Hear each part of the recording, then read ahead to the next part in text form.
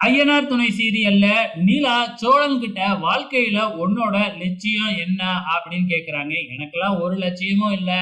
என்ன வேலை வரும், ஓனர் வேலை குடுப்பாரு, எங்கேயாச்சும் போவேன் கார் எடுத்துக்கிட்டு. அவ்வளவுதான். நைட்டு வந்து ஃபோன பார்த்துக்கிட்டே அப்படியே தூங்கிடுவேன். மறுநாள் காலையில எந்திரிச்சு வேலைக்கு போவேன். அவ்வளவுதான். இதுல என்ன லட்சியம்லாம் இருக்கு அப்படின்னு சோழன் சொல்ல, நம்ம நிலாவுக்கு பயங்கரமா டென்ஷன் ஆவுது.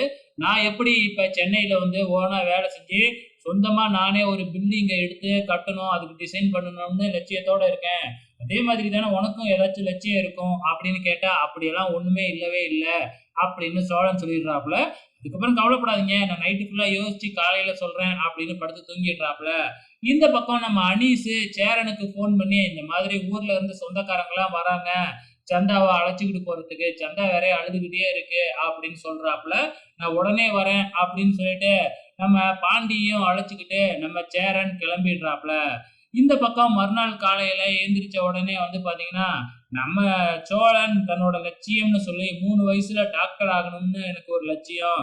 அதுக்கப்புறம் வக்கீல் ஆகணும், கலெக்டர் ஆகணும் அப்படின்லாம் லட்சியம் இருந்துச்சு அப்படின்னு அள்ளி விடுறாப்புல. இத கேட்ட உடனே இதெல்லாம் லட்சியமா? இதெல்லாம் உன்னால ஆக முடியாதுல்ல. நடக்கிறத ஏதாச்சும் சொல்லு.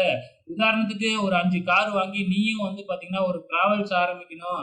இந்த மாதிரி ஏதாச்சும் சொல்லுவேன்னு பார்த்தா, "நீ என்ன இப்படி சொல்லிக்கிட்டு இருக்க?" அப்படின்னு திட்டி விட்டுர்றாங்க.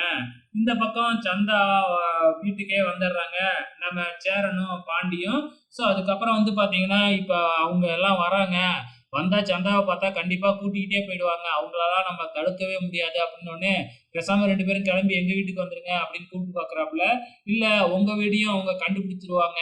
எப்படியும் விசாரிச்சு வந்துருவாங்க" அப்படின்னு சொல்லிக்கிட்டு இருக்கிறாங்க. ஸோ இதுக்கப்புறம் என்ன நடக்க போகுதுன்னு தான் தெரியல. வெயிட் பண்ணி பார்க்கலாம்.